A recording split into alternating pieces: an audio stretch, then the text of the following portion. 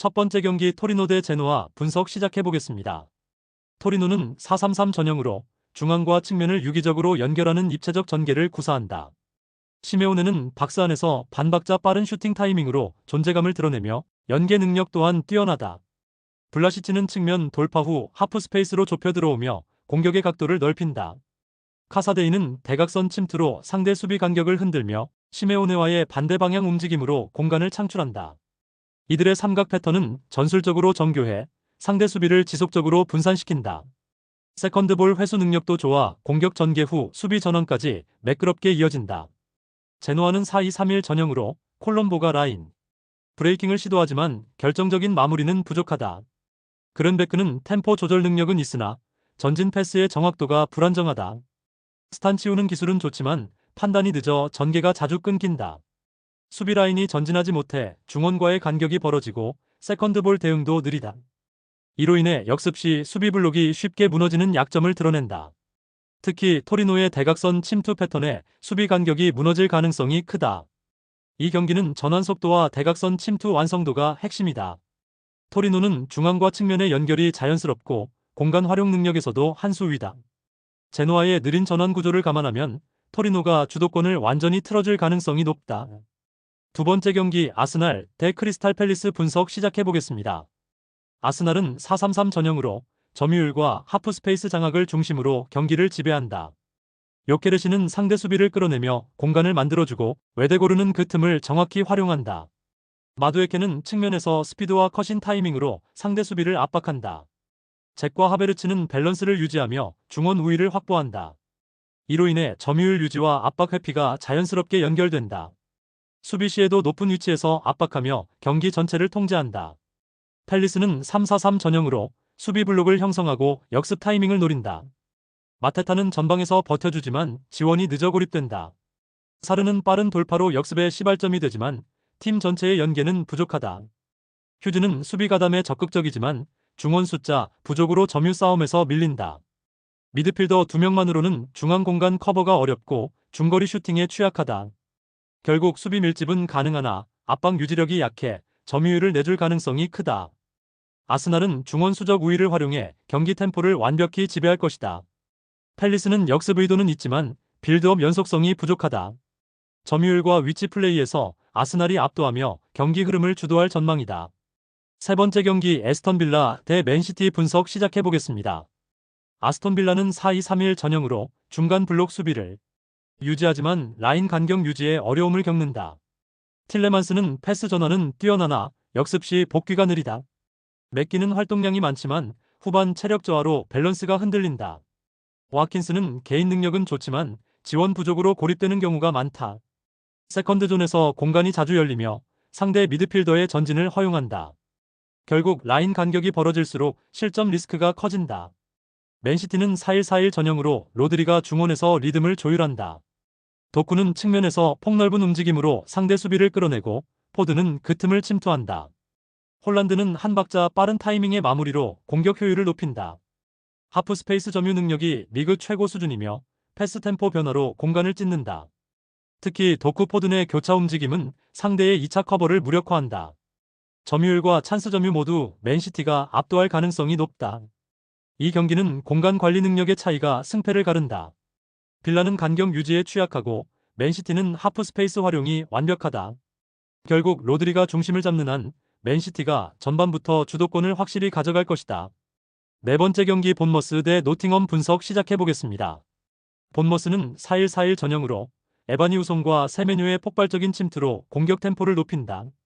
세메뉴는 수직 침투로 컷백 루트를 열고 테버니어는 세트피스와 볼 배급에서 활약한다. 라인 간격이 짧고 세컨드볼 회수율이 높아 공격권을 지속적으로 이어간다. 홈에서는 점유율을 유지하며 템포를 안정적으로 끌어간다. 짧은 패스 전개 후 순간 전환으로 상대 라인을 무너뜨린다. 전체적인 전술 완성도와 전환 속도 모두 리그 상위권이다. 노팅엄은 4-2-3-1 전형으로 우드는 제공권은 있으나 활동 반경이 좁다. 깁스 화이트는 패스 타이밍이 늦고 공격 리듬이 자주 끊긴다. 오도이는 공격 재능이 있지만 수비 가담이 부족하다. 수비 라인은 라인 간격이 일정치 않아 공간을 쉽게 내준다. 감독 교체 이후 전술 방향성이 무너지고 커뮤니케이션도 불안하다. 특히 측면 수비 복귀가 느려 세메뉴의 돌파에 취약하다. 전술 완성도와 심리 밸런스의 차이가 극명하다. 본머스는 공격 전환 구조가 정교하고 노팅엄은 조직력이 무너져 있다. 결국 경기 초반부터 본머스가 주도권을 가져가며 압박할 가능성이 높다. 다섯 번째 경기 울버햄튼 대 벌리 분석 시작해보겠습니다. 울버햄튼은 3-4-3 전형으로 수비와 미드라인 간 간격 유지에 어려움을 겪는다. 스트란드 라르센은 제공권에서 강하지만 주변 지원이 부족하다. 아리아스는 오버래핑은 활발하나 복귀 속도가 느리다. 고메스는 전환 패스를 시도하지만 커버 타이밍이 늦다. 쓰리백이 좌우로 퍼지며 측면 뒷공간이 자주 열린다. 결국 한 번의 전환에도 실점 위험이 큰 구조다. 벌리는 4-2-3-1 전형으로 포스터, 앤서니, 컬렌이 공격의 중심을 이룬다. 포스터는 컷백 대응과 박스 내 마무리에 강점이 있다. 앤서니는 빠른 돌파로 수비 간격을 무너뜨리고 컬렌은 하프 스페이스를 파고든다. 이들의 연계 패턴은 울버햄튼의 벌어진 수비 구조를 정면으로 찌른다. 세컨드볼 회수에서도 벌리가 우위를 점할 가능성이 높다. 전체적인 조직력과 템포 조절 능력에서도 벌리가 한 단계 위다. 울버햄튼은 수비 조직이 붕괴된 반면 벌리는 연계 패턴이 정교하다. 앤서니와 컬렌의 움직임이 살아나면 울버햄튼 수비는 쉽게 흔들릴 것이다. 후반으로 갈수록 벌리의 압박이 강해지고 경기 흐름을 완전히 지배할 가능성이 높다. 여섯 번째 경기 헬라스 베로나 대 칼리아리 칼초 분석 시작해보겠습니다. 베로나는 3-5-2 전형으로 수비 숫자는 많지만 공격 전환이 느리다. 지오바네는 등지는 플레이로 전개 시간을 벌어주지만 전방 파괴력은 약하다. 브라다리치는 활동량은 좋지만 복귀 타이밍이 불안정하다. 세르다르는 중앙 템포를 잡지만 압박이 강하면 전개가 막힌다. 측면은 윙백 한 명만으로 커버해야 해 수비 간격이 벌어진다.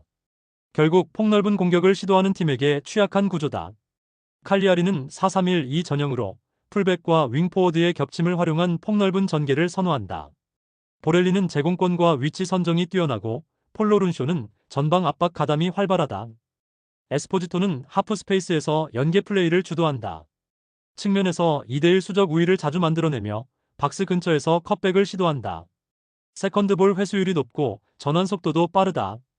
전체적인 전술 완성도에서 베로나보다 확실히 앞선다. 이 경기는 측면 숫자 싸움이 승부의 관건이다. 칼리아리는 측면에서 수적 우위를 확보하며 공격 루트를 다양화할 것이다. 베로나가 수비적으로 버티더라도 칼리아리가 공간을 넓히며 경기를 주도할 가능성이 크다. 일곱 번째 경기 사수올로 대 AS 로마 분석 시작해보겠습니다. 사수올로는 4-3-3 전형으로 피나몬티와 베라디의 개인 능력에 의존하는 단조로운 전개다. 피나몬티는 제공권은 강하지만 압박이 강하면 볼 간수가 어렵다. 베라디는 컷인 플레이가 위협적이지만 연계 지점이 부족하다.